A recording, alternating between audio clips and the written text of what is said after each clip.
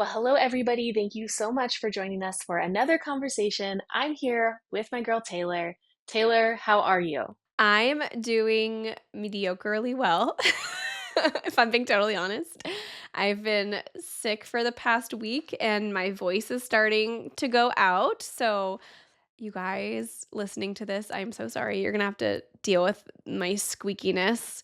And then Kelly's mic wasn't connecting today. So, we're just slightly a hot mess over here. But honestly, that's okay. It's like real life, and sometimes you just have to push through when conditions are less than ideal. You just have to get it done. And so I think that today's guest actually is going to make up for all of our shortcomings because we're talking with Erich McVey today, who is just so incredible as an artist, as a business owner, as a person, and he had so much insight to share with us. Yeah, it was such a great time with him today. I know you guys are going to love this conversation. And there was so much more that we would have loved to chat about and continue to chat about. I feel like he's such an easy conversationalist. He's a wealth of knowledge. And I loved hearing a little bit more on his backstory, starting, photography at 22. I myself started at 21. He was in college when he started his business, as was I. And so I just saw a lot of comparison with myself and his journey. And I know that you guys are really going to love this one. We kind of went into it without like any sort of theme or script or anything. And it was just a conversational piece. So, Taylor, you're shooting what, your last wedding of the year this weekend? Yep, it's a 3-day Indian wedding starting tomorrow, so I'll shoot Thursday, Friday, Saturday. It's pretty local to me though, which is really nice when it comes to those longer events. I feel like more days away makes it slightly harder with the kids, especially this time of year with all of the school activities and sports and everything like that. So I'm really grateful for that, and it's with a really wonderful team that I think is going to make the weekend flow really seamlessly. So I'm excited to kind of have a great conclusion to the 2024 season. Um, and I think what you have one left too, or do you have two left?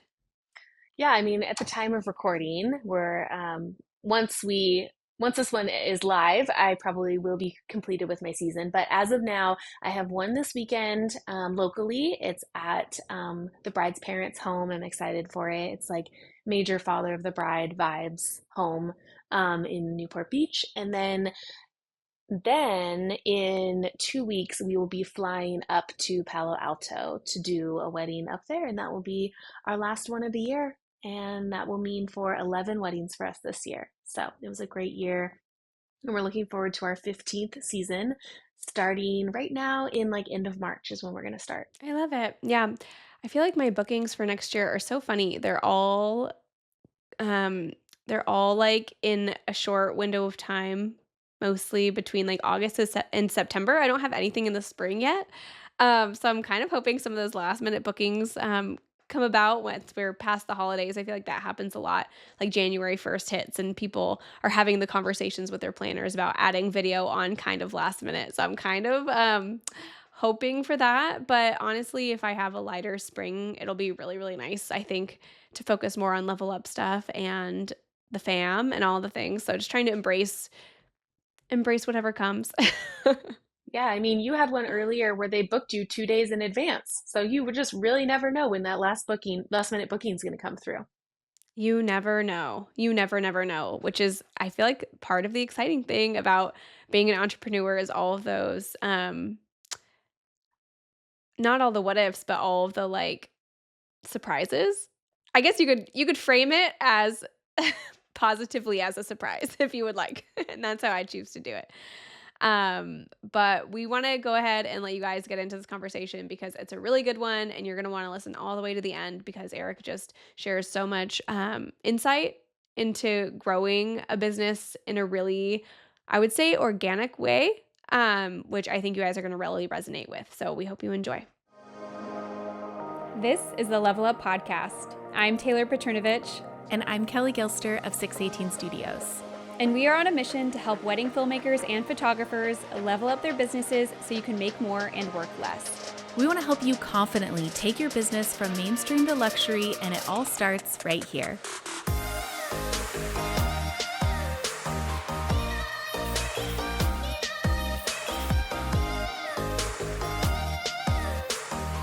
Well, Erich, welcome to the podcast. Thank you for having me, Taylor and Kelly. How are you? We're We are good. great. We're excited to chat with you actually for the second time this week. Those who are mastermind students of us had the pleasure of listening to you teach them yesterday, and it was such a great conversation. I know that they absolutely loved it. The word teach them makes me feel uncomfortable. I felt like we were just having a convo and it was great. I don't feel like I teach anyone, but I love to have little convos about what we do. It's so fun. No, they learned a lot. I feel like sometimes we forget how much we have to share with people who are maybe just getting started in their business or growing because it's so like second nature with what we're doing every day. But people really do learn so much just from conversations or little light bulb moments that you kind of sprinkled throughout. So they definitely were raving about you. But really quickly, for those who are listening who may not be familiar with you and your work, would you mind just introducing yourself and telling them a little bit about your business? Sure. Yeah, my name's Erich McVey, and I've been a wedding photographer for about 15 years now. I'm based in Salem, Oregon, where nothing really happens. It's quite boring. But my family and my wife's family are from here, and we have a nice little house with lots of space, and that's kind of what's important to me. No, almost none of my work takes place in Oregon these days. I started out here very locally. Like I started my business while I was still in college, shooting anything I could get my hands on.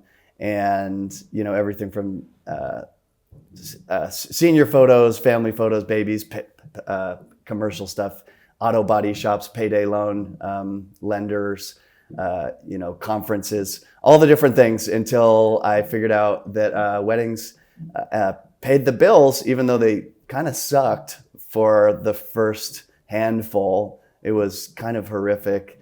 I did not like that pressure. I used to have my then girlfriend, Amy, now wife, and even my mom. And imagine this, I'm like 22 at the time, but they would come with me on my senior photo shoots and like pose people because I didn't know how to do it. And I was still learning, and I was overwhelmed by it. And it didn't come naturally at all to me. And honestly, I didn't really necessarily want to be doing it. I feel like the people around me were telling me I was a photographer more than I was telling myself I was a photographer at that point. But I was also, in the same vein, given a lot of advantages in that way, with like my parents making me a photo studio in their motorhome bay of their garage, and not really giving me a choice in the matter. They were like, they're business owners themselves. My wife's parents are small business owners themselves. And they really wanted me to follow in their footsteps in that way, and knew that the lifestyle was like kind of like no other. So I'm so glad I had people around me that were supportive and kind of pushing me in that way, because I was not super, super motivated at that point. I also didn't have a lot of follow through with even the jobs that I was booking and the clients I was working with. I was pretty flaky, and I would take like months to deliver a shoot. Again, it came from that. I didn't really have my shit together in general at that point. Didn't know what I wanted to do. And also, like, I wasn't the one who wanted it bad enough to even deserve to be in business at that point. It was the people around me. Thankfully, I got a couple weddings under my belt, and I felt I started to enjoy it because I found out that I was kind of good at it, and I started figuring out how to naturally light people. I used to, in my first shoots, I would take battery powered, huge like car battery and huge soft boxes out to every shoot, because the only thing I knew how to do was like force my own artificial light into any scene and create the lighting that I was comfortable with, as opposed to being able to look at the world around me and use it that way. So all to say, it's been quite the journey of growth. Jumping back to, those first years, everything was local. And I, over the 15 years, have really built out from there. Salem's not a big market. Oregon's not a big wedding market.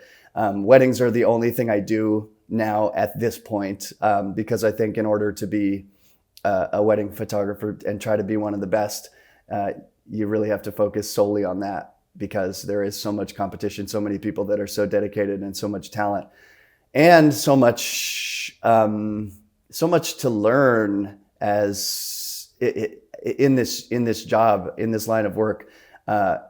Even being fully focused on it, we never really know it all, and we're always growing and trying to get better. So putting all of my bandwidth into this for the last 15 years, and I'm still every day trying to get a little bit better and learning things every time I go out and shoot.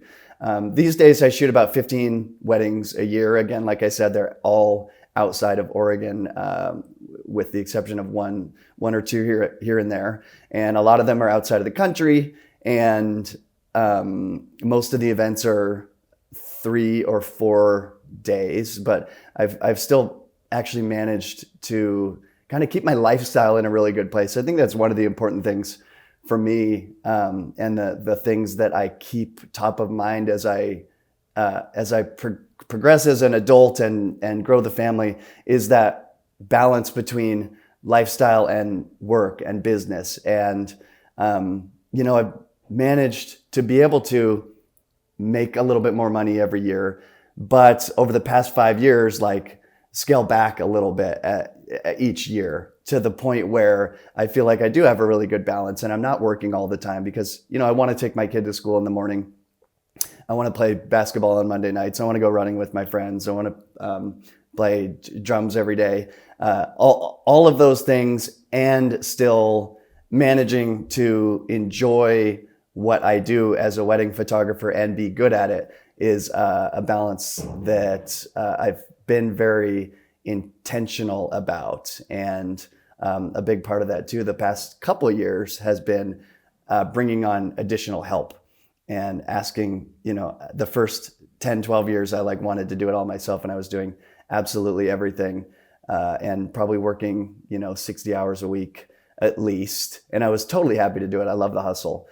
But, once you have kids, it's a little bit different ball game, and it's not as easy to have that type of energy or to even have enough hours in the day to be able to dedicate to all the different things you need to. So had to make a concerted effort to take things off of my plate and rely on other people to do things that I had previously felt like maybe I could only do. And it's hard to let go of those things, but then you do, and you realize, oh, why didn't I do that a long time ago?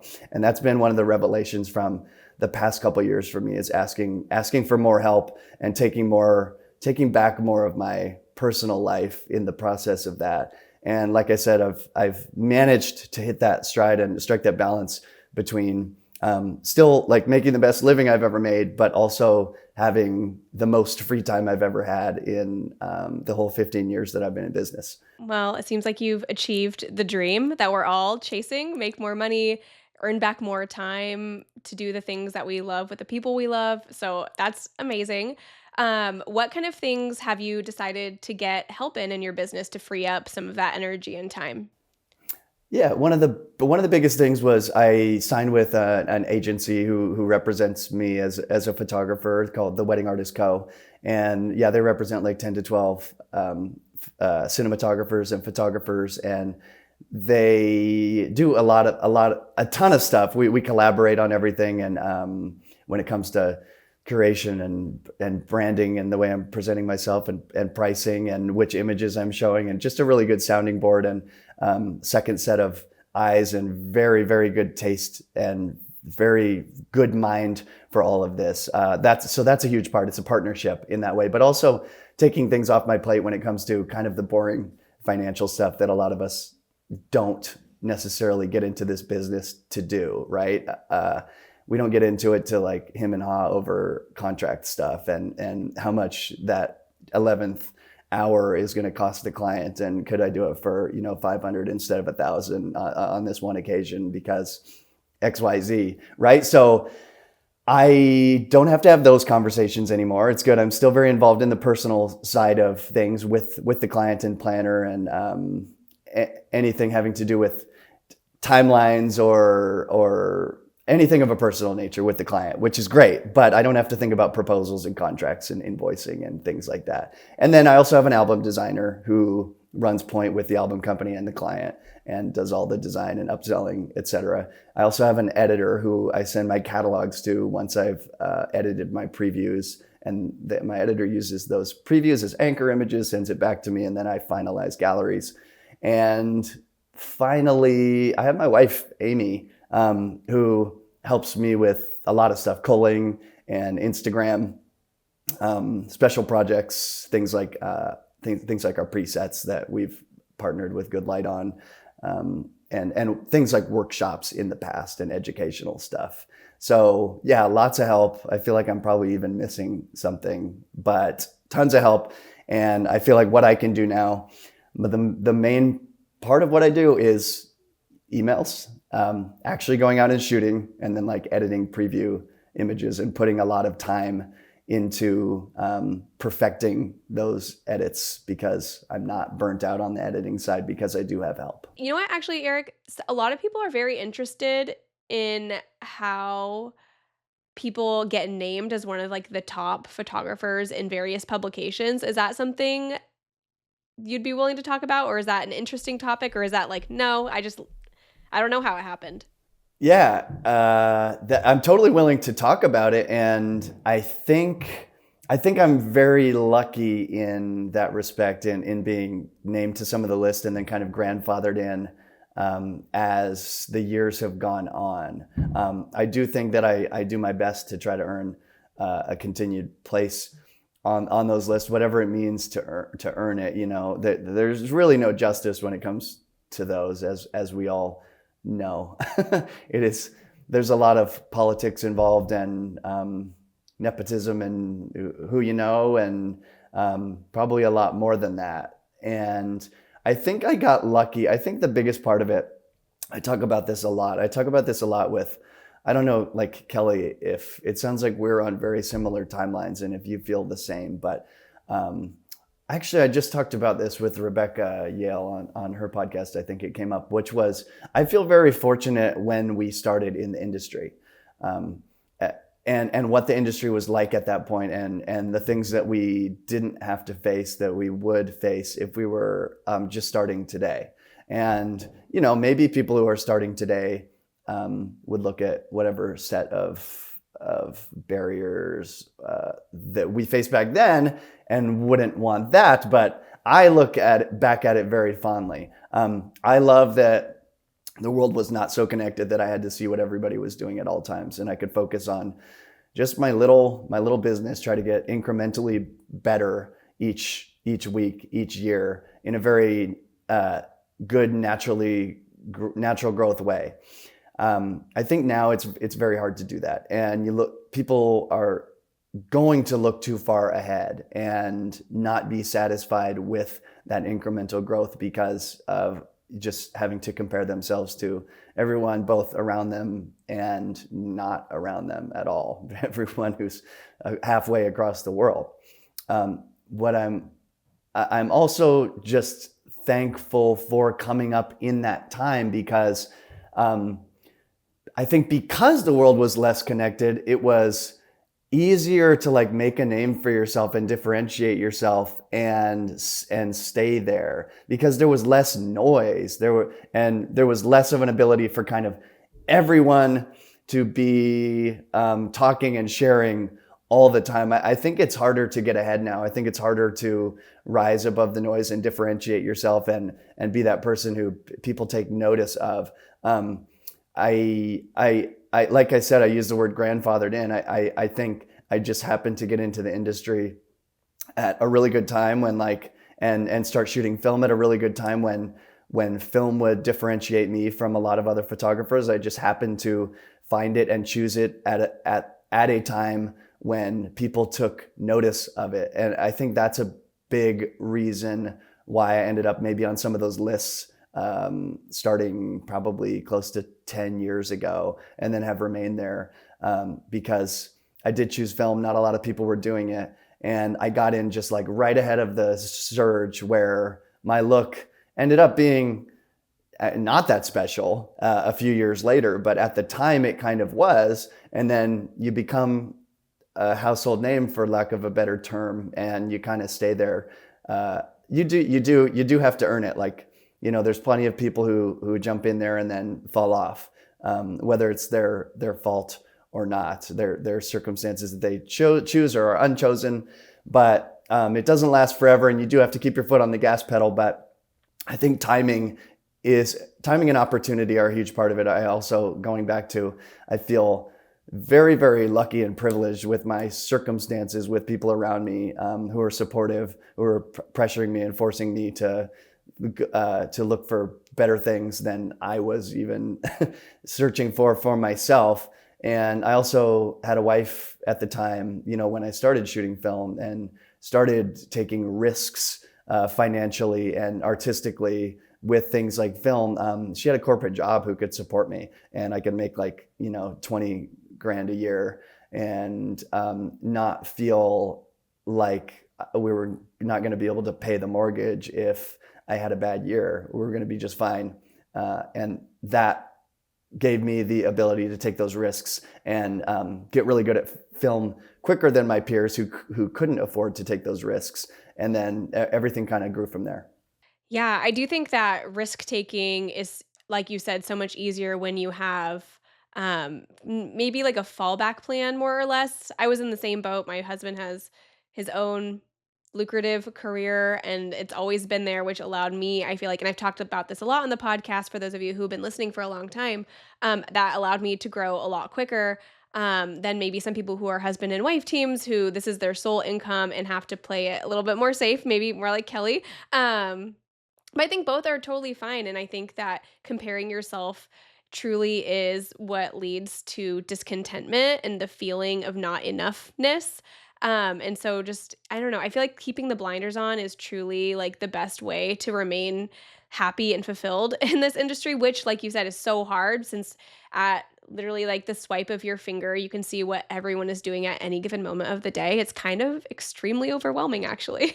Very overwhelming. Very overwhelming. I don't know how y'all are at sort of protecting yourselves in that way. How much, I don't want to use the word self-control because it almost makes it sound like I'm bragging about my own or whatever. But I do think it takes it takes some discipline and self-control not to be popping open those apps and looking at. So then again, I don't want to use that as a pejorative, like it's a totally negative thing all the time, because I have the luxury of like my wife doing it for me and her telling me when my work is maybe starting to trend, starting to be behind the curve in terms of the trends, because she's the one looking at it for me. I have friends who are coming to me with hearing about the new camera equipment and gear, because they're the ones who are putting in the work on that end, and I just kind of sit back and I get to benefit from it. But I will say it does serve me well to, most days I probably don't open Instagram or, any social media app. I would say most days I don't. The only thing I do is check DMs. That is legitimately it.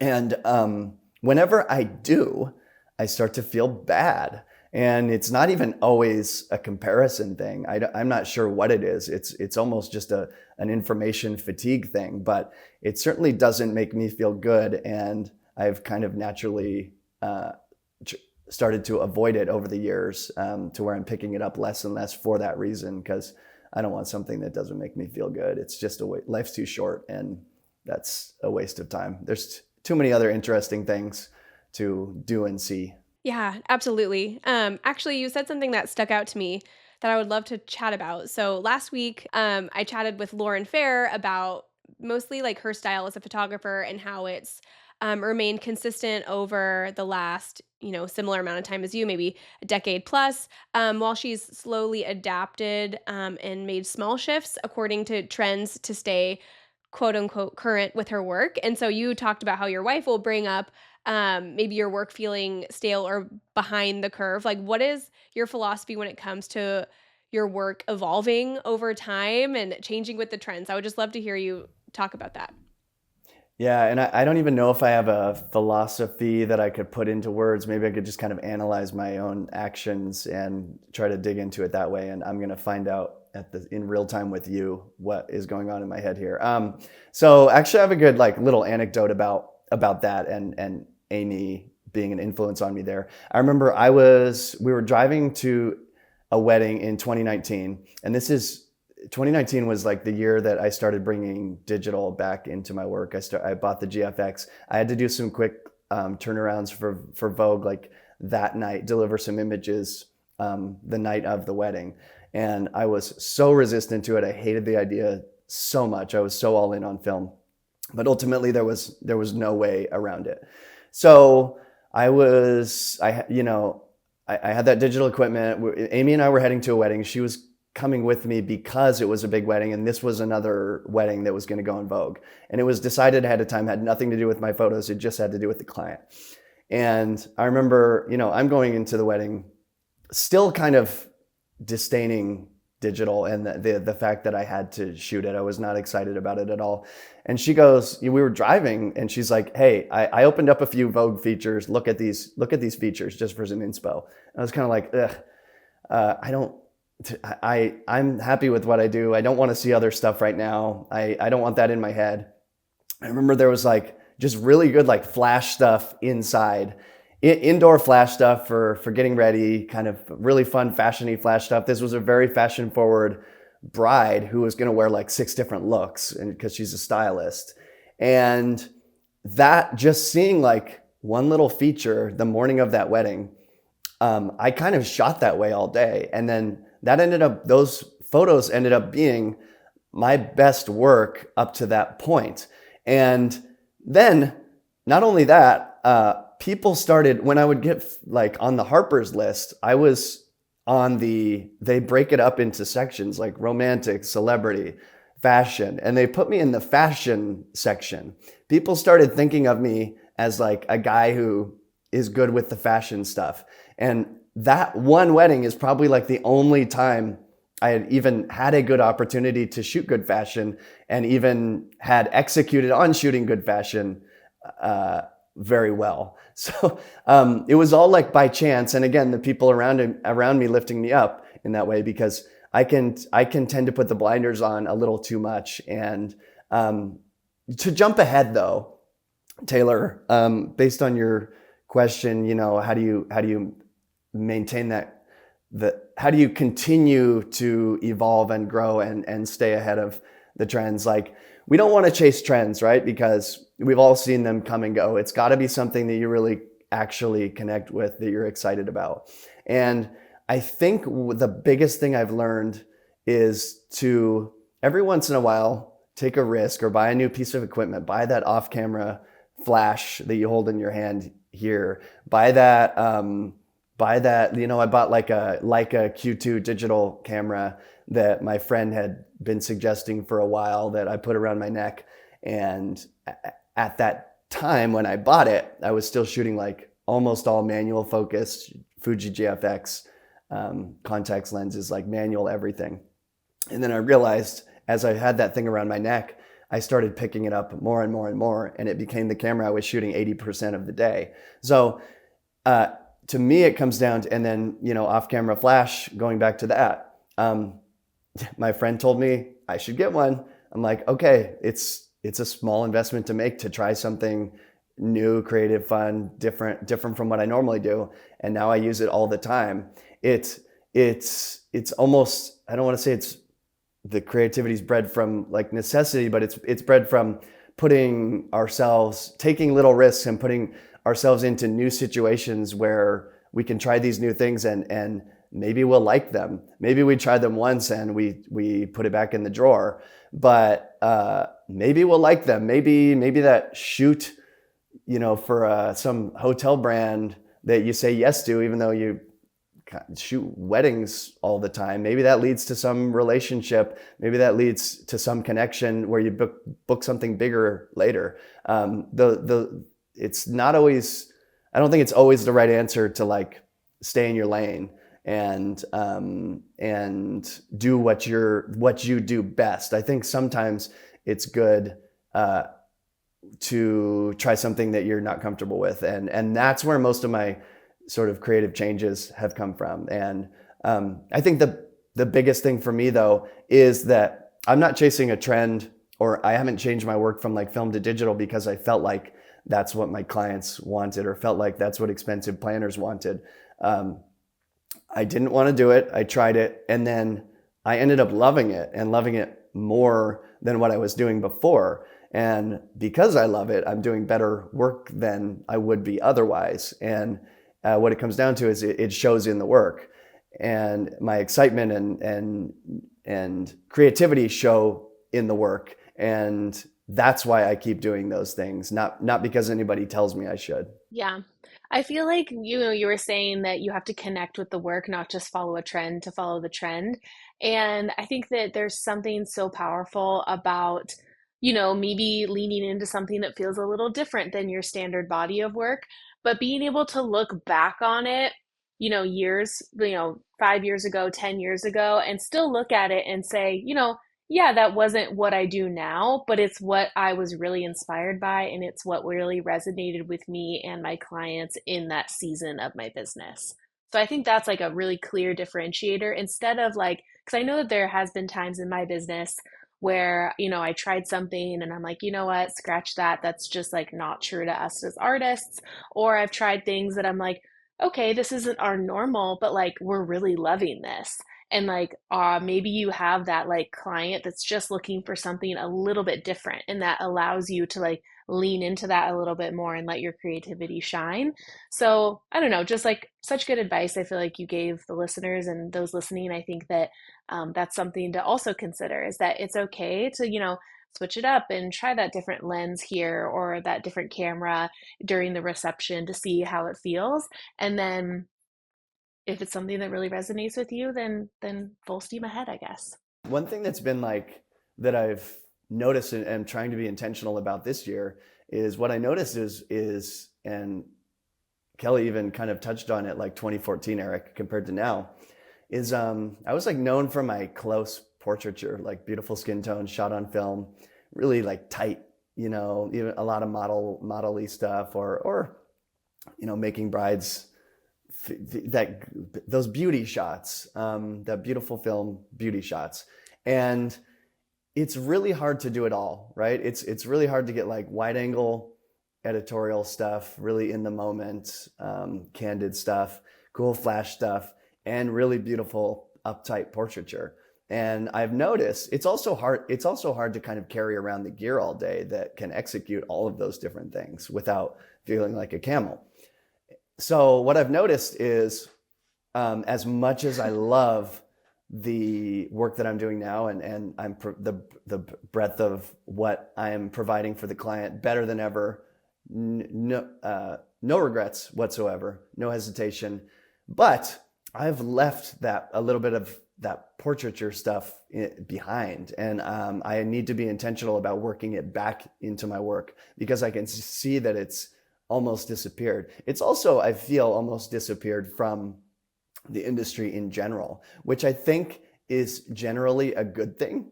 But, when I talk to Amy about it, she's like, no, man, you're known for this and you can still do it. And it can still be, it's still a showstopper, like when people execute that well. And when you see those images on Instagram, it is more rare now. So it's not, I don't know, like, it started to get to the point maybe 8 years ago where everybody was doing it, and it became, it didn't stop you in your tracks because we're so used to seeing it.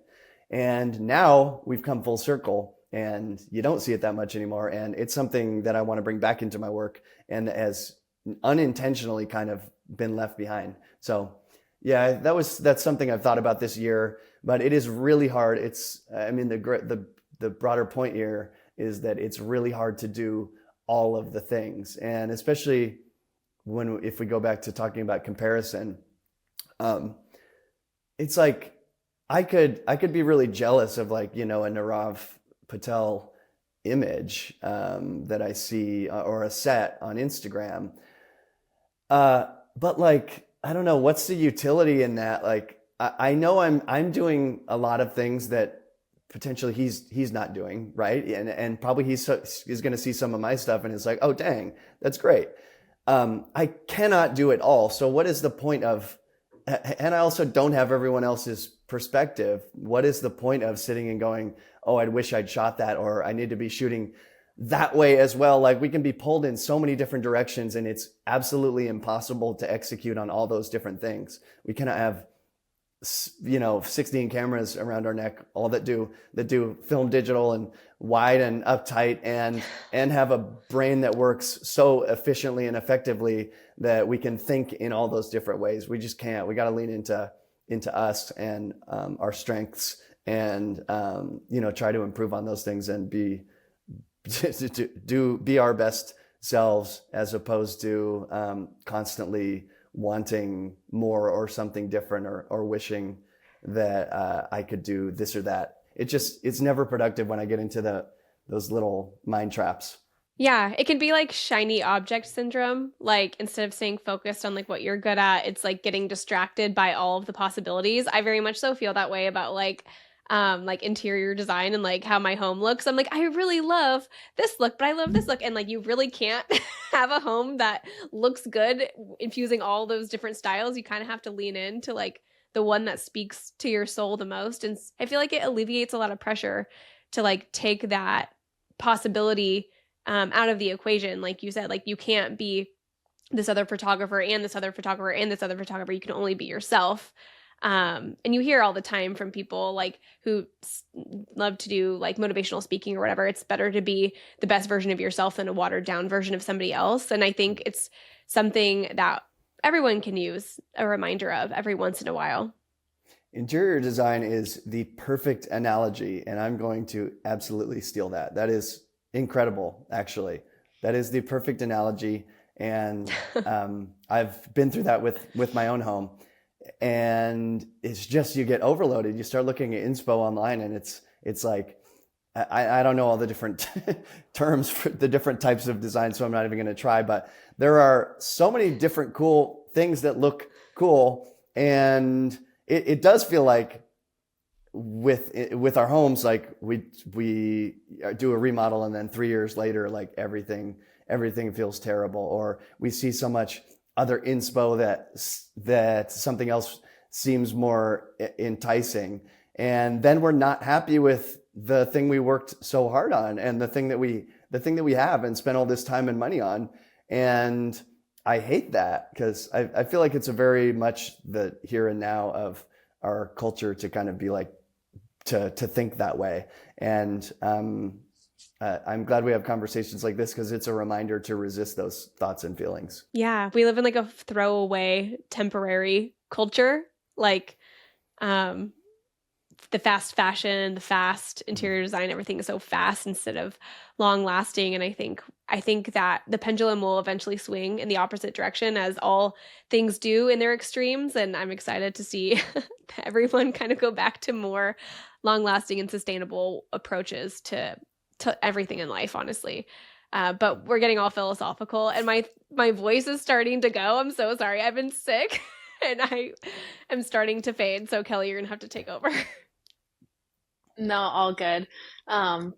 I'm sorry that you have had to lead this one so much, but my mic is not really wanting to work today, so I'm just over here on AirPods. But anyways, Erich, it's been so good, again, to spend 2 days with you this week within the mastermind and here on the podcast. I know that it's such a joy of mine to finally be able to meet you after knowing the name for so long, and actually being able to put a face and a personality with the name. And you are just so lovely and humble. And I love everything that you have shared with our listeners today. For those who want to find you online, where can they do so? Please tell us where they can find your website, find your Instagram, and all those places. Yeah, so it's just my name, Erich McVey, for Instagram and website, and those are really the two spots to find me. And yeah, thank you, Kelley and Taylor. Y'all are awesome to talk to. Very inspiring with not only just how you balance family and work, and do so much career-wise while having a full house is very impressive. Because I have one kiddo at home. I have a lot of help with my business, and still a lot of days it seems hard. So you really helped me to see my life it's not that hard. I love seeing people who